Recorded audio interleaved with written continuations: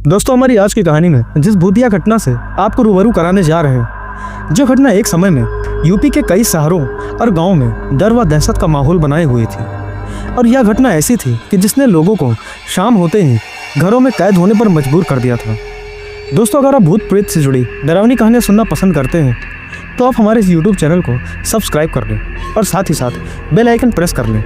मैं आप सभी के लिए ऐसी ही डरावनी कहानियाँ लाता रहूँगा। तो चलिए, अब मैं आप सभी को ले चलता हूँ हमारी आज की कहानी की तरफ। दोस्तों, उस खौफ की वजह एक डायन थी, पर आपने जैसे डायनों के बारे में सुन रखा होगा, यह उनसे बिल्कुल अलग थी, क्योंकि यह किसी की जान लेने के लिए काला जादू, बलि जैसी काली शक्तियों की साधना न करके, बल्कि यह रात का घना अंधेरा छाते ही अलग अलग गाँव में उन घरों को अपना निशाना बनाती थी जिन घरों में लड़कों का जन्म हुआ होता है या पहले से उस घर में लड़के होते हैं।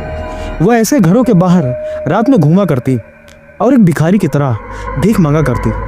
उसका चेहरा भी ऐसा नहीं था जैसा कि लोगों के जहन में एक डायन का होना चाहिए। इसी वजह से शुरू में लोगों का शक उस पर बिल्कुल भी नहीं गया। पर जब भी घर का दरवाज़ा खोल कर लोग उसे भीख देने के लिए निकलते तो वह उनसे भीख में प्याज मांगती, और प्याज भी वह कभी छोटा तो कभी बड़ा प्याज बोल कर मांगती। लोग ऐसा सुनकर आश्चर्य में तो पड़ जाते, पर यह सोचकर कि अरे प्याज ही तो मांग रही, उसे दे देते। पर धीरे धीरे वह जिन घरों से प्याज लेकर गई थी, अब उन घरों में लड़कों की मौत का सिलसिला शुरू हो चुका था। अब आसपास के कई गांव में मौत के मातम ने अपना डेरा सा जमा लिया था। लगभग हर दूसरे घर से चीख पुकार गूंजने लगी थी। हर दूसरे घर में कहीं छोटे तो कहीं बड़े बेटे की मौत होने लगी थी।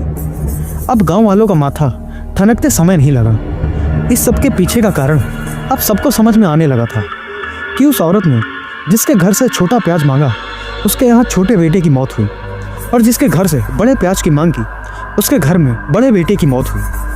वह सभी अब सब कुछ जान चुके थे, पर वह कुछ कर नहीं पा रहे थे, क्योंकि अभी भी ऐसे तमाम घर बचे हुए थे जहाँ से वह डायन प्याज मांग कर ले जा चुकी थी, और उन घरों में मातम पसरता जा रहा था।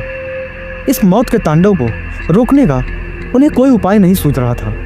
तभी सबने एक साथ मिलकर उस मंदिर के पुजारी के पास जाने का निश्चय किया, जो मंदिर लगभग सभी गांवों के बीच के रास्ते में पड़ता था। यह बहुत ही प्राचीन मंदिर था, और वहाँ का पुजारी भी काफ़ी प्रसिद्ध और पहुँच रखने वाला था। लगभग सभी गाँव के बड़े बुजुर्ग उन पुजारी के पास पहुँचते हैं। पंडित जी को सारी घटना के बारे में पहले से ही पता था। पंडित जी गाँव वालों को बताते हैं कि जो औरत तुम सभी के घरों से प्याज लेकर गई, असल में वह एक डायन है, और वह कई 100 वर्षों से काली शक्तियों की साधना करती आ रही है, और अब वह बहुत शक्तिशाली हो चुकी है। उसे तंत्र मंत्र और तावीज़ से हराया नहीं जा सकता, और उसे नष्ट करने का बस एक ही तरीका है कि उसके चुने हुए शिकार के प्राण को आज रात उसके काली शक्तियों से बचा लिया जाए। और अगर ऐसा करने में तुम सभी सफल हुए तो वह अपने आप ही राख के ढेर में बदल जाएगी। फिर उसकी राख को गंगा में विसर्जित करना होगा, जिससे कि दोबारा वह जीवित ना हो सके। फिर गांव वालों ने पंडित जी से उन उपायों के बारे में पूछा जिनसे कि उन लड़कों की रक्षा उस डायन से की जा सके जो आज रात उसका शिकार होने वाले थे। पंडित जी ने गांव वालों को बताया जिस भी घर से वह डायन कल प्याज लेकर गई है, वह सभी शाम होते ही गाय के गोबर से अपने घरों के चारों ओर एक सुरक्षा घेरा बना दें, और दरवाजे के बाहर गोबर से लिपाई करके उस पर 5 दियों को जला कर रख दें, और दियों का मुंह उस तरफ हो जिधर से घर में प्रवेश किया जाता हो, और दाहिने हाथ की हथेलियों से गाय के गोबर से ही 5-5 पंजों का छाप दरवाजे के दोनों तरफ बना दी। ऐसा करने से उस डायन की काली शक्तियाँ उस घर के आसपास भी नहीं भटक सकेंगी। और ध्यान रहे, उस घर के लड़कों को सुबह होने तक घर के भीतर ही रहना होगा। अब सभी गांव वाले पंडित जी का आशीर्वाद लेकर गांव पहुंचकर सारी तैयारियां शुरू कर देते हैं। सबने वैसा ही किया जैसा कि पंडित जी ने बताया था। अब रात हो चली थी, पूरे गांव में सन्नाटा पसरा हुआ था।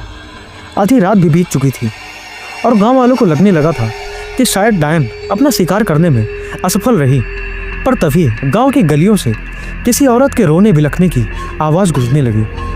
वह आवाज़ हर उस घर के बाहर से आ रही थी जहाँ से वह डायन भीख में प्याज लेकर गई थी। पर पंडित जी ने सबको पहले से ही उसके छल के बारे में आगाह कर रखा था। किसी ने भी न घर के दरवाजे खोले और न ही कोई घर से बाहर आया। अब वह डायन कभी रोती तो कभी गुस्से में गुर्राती। ऐसे ही धीरे धीरे दिन निकलने को हो गया और जैसे ही सूरज की पहली किरण धरती पर पड़ी, एक जोर की चीख पूरे आसमान में गूंज उठी। सारे गांव के लोग डर से थरथर कांप रहे थे। सुबह हो चुकी थी पर अब भी किसी के घर से बाहर आने की हिम्मत नहीं हो रही थी। तभी सभी को पंडित जी की आवाज़ आती, जो कि मंत्रों का उच्चारण करते हुए वहां आ चुके थे। फिर सभी बाहर आते हैं और पंडित जी सभी को गांव के बीचों बीच एक घर के बाहर ले जाते हैं, जहां एक राख की ढेर लगी हुई थी। सभी समझ चुके थे कि उस डायन का अंत हो चुका है।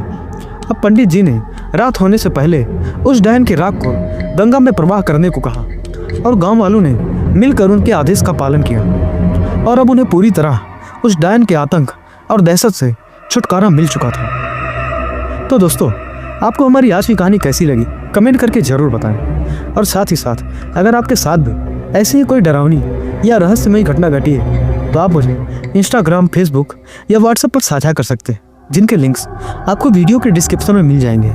तो चलिए मिलते हैं कोई और खौफनाक कहानी के साथ। तब तक के लिए टेक केयर।